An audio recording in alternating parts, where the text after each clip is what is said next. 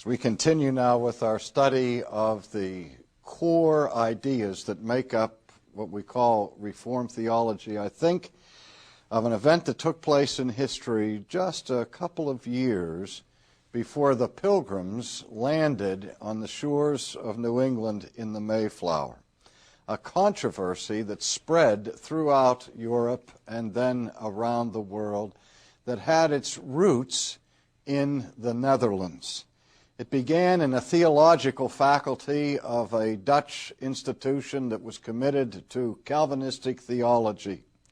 When some of the professors began to have second thoughts about issues relating to the doctrine of election and predestination and that sort of thing, and this theological controversy erupted, and as it spread across the country, it upset the church and it upset the theologians of the day until finally a synod was convened and issues were squared away and certain people were rejected in their views, among whom was a man by the name of Arminius.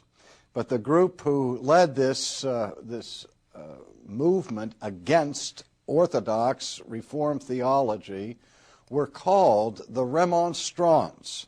They were called the Remonstrants because they were remonstrating or protesting against certain doctrines within their own theological heritage. And there were basically 5 doctrines that were the core of the controversy.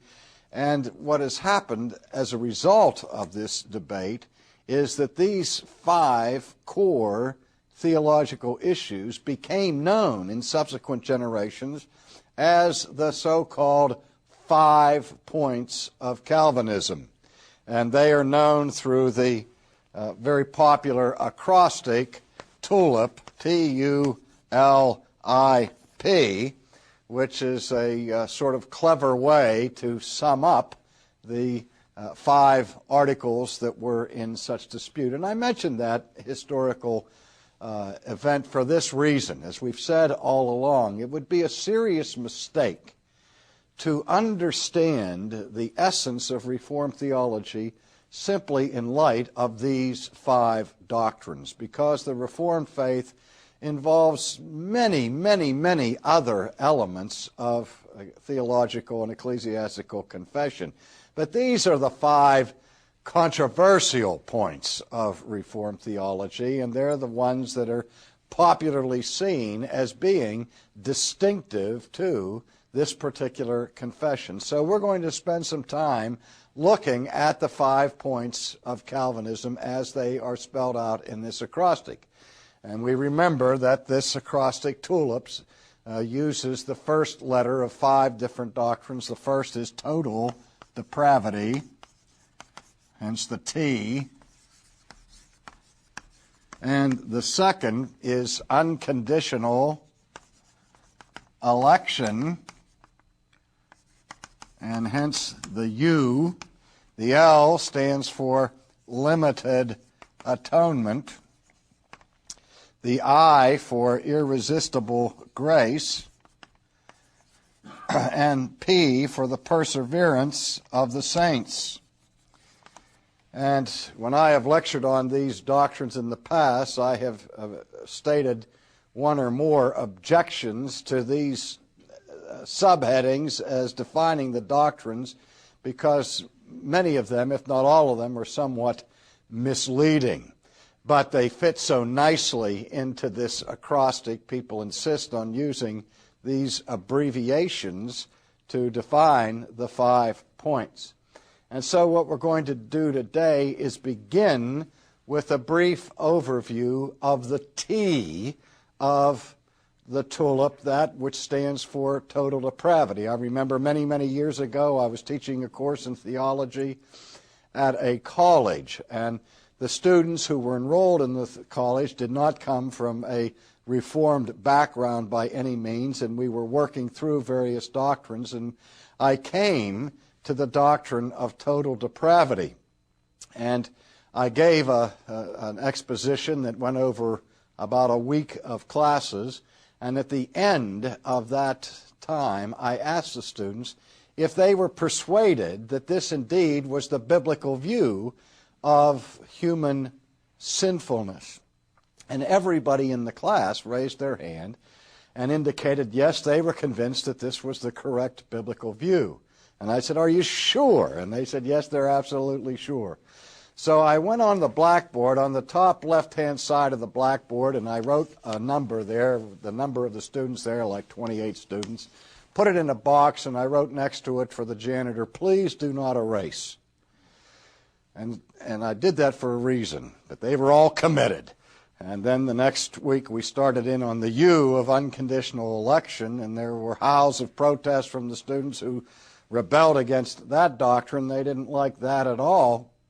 And when I began to press them on the doctrine, I said, now, are you sure you still want to subscribe to total depravity as you did last week?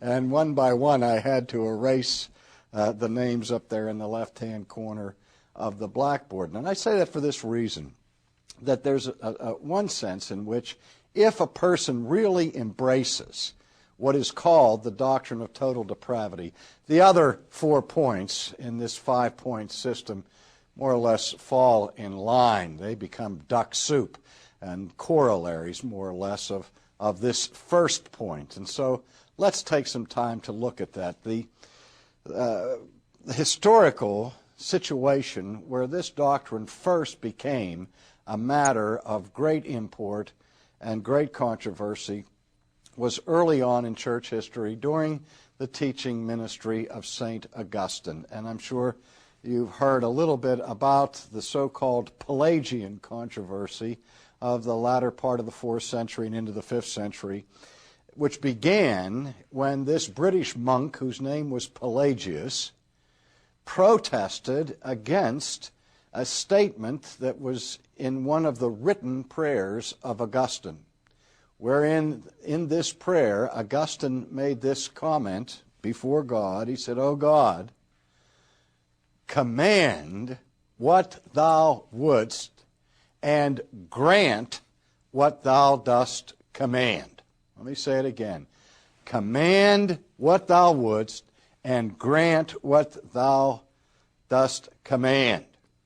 And, of course, Pelagius had apoplexy over this prayer. Now, the reason for his displeasure was not the first part of the prayer, wherein Augustine said, O God, command whatever you want to command. Pelagius, being a pious monk, certainly agreed with Augustine that God had every right to exercise his authority over the creatures and to command what's deemed pleasing to him. But what exercised Pelagius was the second part of the prayer, when Augustine asked God to grant what he commands. Because Pelagius said that assumes that the creature somehow is not morally able to do the will of God. And so that created a lengthy controversy, frankly, which controversy goes on even to this day.